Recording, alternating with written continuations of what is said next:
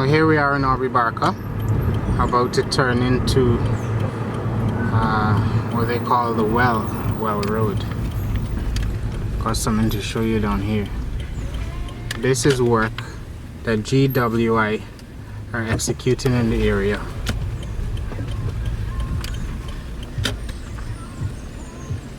You see, all them people, I don't know who to deal with. I don't live this way, right? So I never question them. But all them roads and them people drive you to dig up. If by any way they casting it back because... Well, that's why here, because that's why I asked them, you see. And they tell me they don't know. They don't know who's doing that. They just come to lay pipe. You see that? Right? So be a mess here. they ask how much inches of pipe you want. Right? These people ain't easy, brother. Would this call the well or the last well? What is called it? The well. Yeah, the road. Well road. Alright, we're here in South Ruimveldt, Well Road. This is a well down here, and recently you would have known that there was a breakage on the main in Sophia. So they sort of resurrected this old well down here and come through. I'll show you some clips from about a week ago when they literally just flooded the street with water. But these guys have come through here. This is GWI. And they've come through and they're responsible for fixing the situation. They have to basically reconnect Sophia with water. So GWI came through, a contract was given out. I spoke to some workers a couple of days ago. I'll try and come back tomorrow and catch them. But they came and basically dug up. They brought some excavators through here. You can see this bit of road just dug up.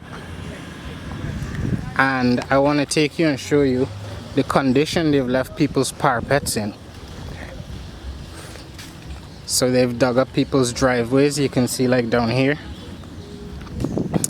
in front of this house. How is this for literally just decimating your property value? In front of this house here, they had to remove some bits of road. I want you to look at the quality of this, because this road was constructed in the 70s, this concrete road, to the best of my knowledge, and it is unsurpassed in quality in the roads that we get today. So have a look. They've dug up mud and replaced it with sand, so naturally people are going to have problems with sinking. And a lot of the roads around Guyana, if you were to look around in over the last decade, I would say many contractors, many shady contractors would take work and they would dig up, remove mud, sell the mud to people looking to fill in their yards or whatever purpose, and then pack it back with sand.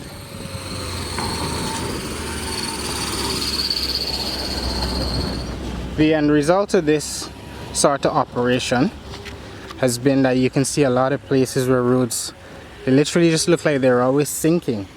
It's because they just keep packing it back with sand. Here we have sand mixed in with the bits of concrete that they had to dig up here from this road. So this road hasn't been patched back. It's just a hump. There's some very crude digging there to drain water. This was just a normal street in need of some remedial works on the road, because under the PPP, nobody came through this community for about 20 years. I swear to you, there are many roads in Festival City, South Ruimveldt, that have not seen any work done on them since the 80s. Some of them haven't been fixed since they were built. This is what they've come through. People have their businesses down here.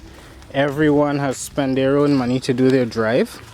And I asked the workers from GWI what the solution to this would be, whether public infrastructure would be coming through to remedy this situation. And I was told, much to my chagrin, that they don't know. There is no coordination between public infrastructure and the waterworks people, it seems. Just taking you down this entire road. Sometime around the last general election in 2015, I must admit I started feeling a bit depressed in Guyana, because you just go from project to project. The level of corruption, and especially environmental devastation, the negligence, the incompetence, the wanton waste of money and disregard for people's living spaces. Those things, I found those things very depressing. And it was depressing because I started losing hope in this country. And the coalition were on the scene, you know, AFC and the old PNC. They promised a lot of things. Now, at the point I would have voted for a goat. If a goat came in and told me it had some good policies for Guyana, I would have given that goat a vote. Nice right, man. Give that goat a vote.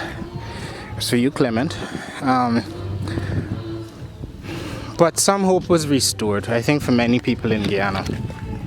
These days, however, I almost feel like that same old depression is starting to creep back in. And it feels like it's society-wide. Just these guys are coming up to church here with people probably singing for God to come and remind the public works people they need to come fix this. This is gonna take you right to the end of the street.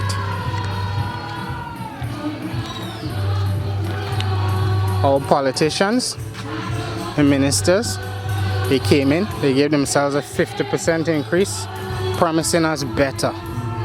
They just promised us better. And looking around me, it's just pretty much the same. There's been a little bit of cleaning, but no remarkable change whatsoever. Just the same old, same old. And that is what's really, really depressing about Guyana. That they could pass through and do this to people's street. There's no supervisor. Who's the foreman for this job? Where is the clerk of works, if such a position exists? Or they left this church. Vacation Bible School. And big sharp sticks sticking out there.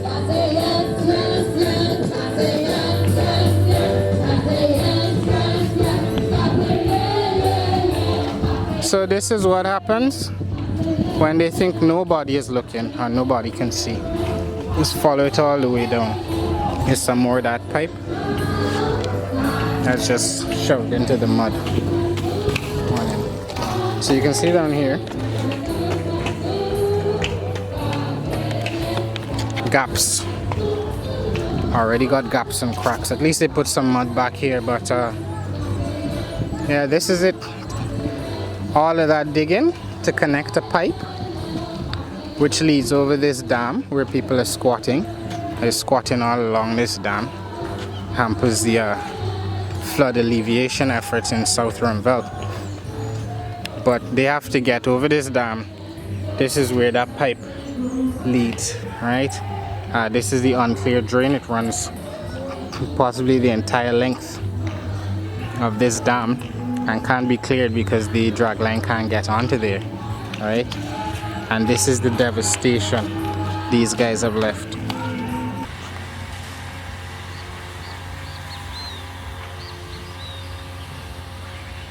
This is how these guys maintain a work site in a residential area.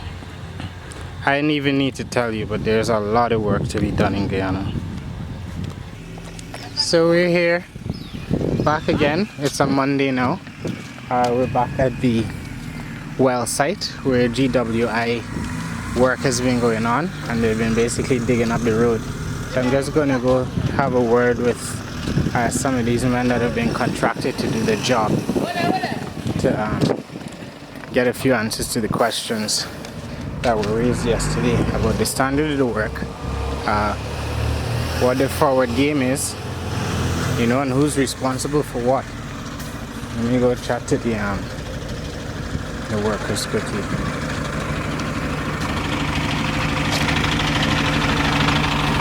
Hi, who's the foreman on this one?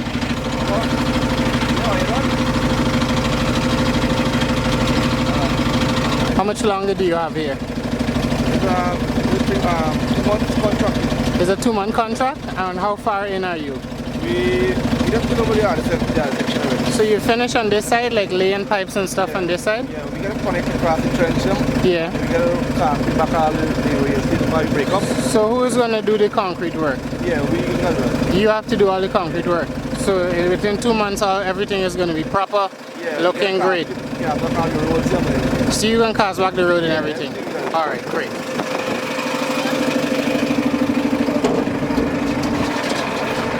See some of the work going on here. Hi guys. Camera video, right? This video. Alright. So there's some of the work going on here. So you're about 1 month into the 2 months. How far into the contract are you? They say it's 2 months. You ain't know? Oh, you the boss? There's the boss man here? You the supervisor? Hi Mr. Supervisor, how are you? I just wanted to know how much longer you had on the project. The completion date is 2 months prior. 2 months? From when? 3 weeks now. So, okay, so you started 3 weeks ago. Yeah. And in 2 months, I just doing a first run through so I can come back here and follow up after you guys finish the job. So you are responsible for all the capping and cementing and everything? Yeah, well, whichever like gap way in the way, you gotta reinstate it. So what about the storage of materials in the meantime? Like those bricks and stuff, aren't those supposed to be taken away? Those been there for about a week now. No, when they can move away, eventually you gotta move away. But when? Because I've seen a lot of roads, that's why I'm following this. I've seen other projects go this way, you know, where that stuff is kind of left. Well, So right now we're concentrating on the installation of the pipe. So once we get out of the way, you see why we leave it there, right? We gotta do a pressure test. yeah. So when we don't finish that, then we can start moving away. So you're gonna fit that concrete block stuff back into the ground, or are you gonna throw it away? So what about the residents, the little children walking down here? They got old people walking. That's a 2-lane road, now narrowed to 1 lane. That's why and nobody could walk. No, well, the corner is where the people supposed to walk. Are there no guidelines for how the materials are stored or anything like that? I can't really say anything about that, but we're gonna move it. You're gonna move it. Yeah. So I'm gonna come back in a couple of weeks at least. But there's no urgency to move it now for the residents. Well, some people told us they want the modern so we leave it there. But like those. But why would those you ways, give? right? Would you give the mud away? I noticed sand has been going into the holes that have been dug instead of mud. Is that common practice to replace it with sand? Around the pipe? Yeah. No, right? In terms of the gap way, right? When you break it up, we gotta put sand there. So you have to put sand back. Right. We have to put the sand, and then if it's concrete, we're gonna concrete back in. So why not put the mud back if it's a denser material? No, well, apparently we're working according to the bill, and if the bill says sand, we gotta put back. So the bill says you gotta put Right, sand back. right. So after that, so what happens to the mud? I mean, If someone wants the mud, you give them some of the mud. Okay. All right. Thanks very much. I'll follow up. Thanks a lot, brother. Heard it for yourself. Gonna come back here in a few weeks and follow up on this job in particular, because I followed one on View Avenue a few months ago that, you know, it saw some repairs done to the road and it's been left in horrible condition. So I've seen this go in the same way. That's why I've turned up very early with the camera. So join me for part 2. Good morning. So right now we're here on a Wednesday morning. It's really early. You can hear the fowl cock crowing in the distance. And we are driving through South Ruimveldt Park. We're at the back. And I'm taking you back to that street where GWI are conducting a big ass hole. Another big hole. Right? You just don't know where the holes are, and many of the holes are because of broken culverts. This, if you can believe it, is an alleyway. They did a lot of clearing after local government or before local government election, I guess, to secure the votes for the party, but after that I have seen virtually nothing go on in South. This is my neighborhood, you see. It's not my street, but it's a few streets away from me. And when it rains, South is infamous for flooding. This is in the last decade or so, because there's some squatting going on a dam. The drains aren't cleaned very regularly. There was a big cleaning effort when these guys came into office, and the drain on Keenview Avenue was cleaned for the first time in like 20 years. I haven't been living in this community for 20 years. I've been here for maybe 2 or 3 years. But the people living in this area for a very long time can attest to the fact it's been like 2 decades. So another one of the streets. Just going back to the work site, right? Because I want to show you what it looks like.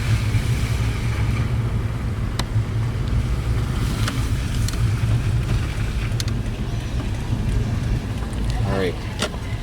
So this is the street now.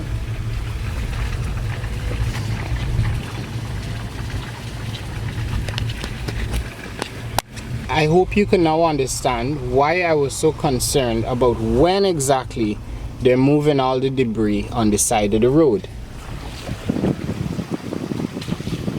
Like this over here. They obviously don't live in this community, or they would know that the parapet, this parapet strewn with mud and debris that's all dirty now, the parapet is essential to the residents of these areas because it is their only sanctuary when it rains. And after a few minutes of rain, the entire place floods up like this.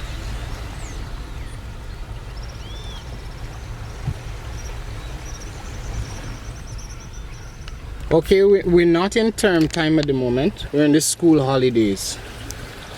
But I want you to tell me where the children are supposed to walk, where your elderly people supposed to walk. Where is anyone supposed to walk here now after they have devastated this street? So they've packed back with sand instead of mud. And I mean, I'm not an engineer. I hope some engineers show up. They seem to always do when I criticize this government, right? But yes, this street started flooding under the PPP, but it has continued flooding under the coalition government. And I know GWI is in charge of this, but somebody needs to have overarching say in whether standards are being met. The excuse that I was given by the foreman, as you heard, was some people wanted the mud, so they left the mud on the parapet. You think all of these people asked for them to leave mud and big bits of block in front of the yard? Really? I don't believe that. I believe that's dishonest. And here's my problem with sand. It's very easy to wash away, right? That sand there is getting washed into the gutter. That drain there is full. So this water here is running into it. It don't have anywhere to run into really. There's a very small gradient. All down there they're supposed to have some drainage. And there's nothing. They just packed it in with the mud. The mud just covered this entire stretch. So this is the context really behind the video, behind why I'm making it, and the fact that I went to Keenview Avenue and I basically followed the project there for 4 months. It's about 4 or 5 months now. I'll be releasing that video soon. It's called The Art of Slapdash. But when I saw this project start, as I was passing the street a few weeks ago, and then I started tracking it, I realized, well, we're going in the same direction. But this time I know I have the evidence, as Clinton Erling would call it. So I have the evidence and foresight to call this out early o'clock, so it doesn't have to get to that stage where these residents are left with big piles of mud and debris on their parapets. And believe they would leave these people with this stuff like this. If there is no supervision, nobody talking about it, because I can show you footage, a lot of footage, where that's exactly what happens. This stuff is supposed to be cleared off right away. As they're doing it, if they don't need it, if it becomes waste, it needs to go.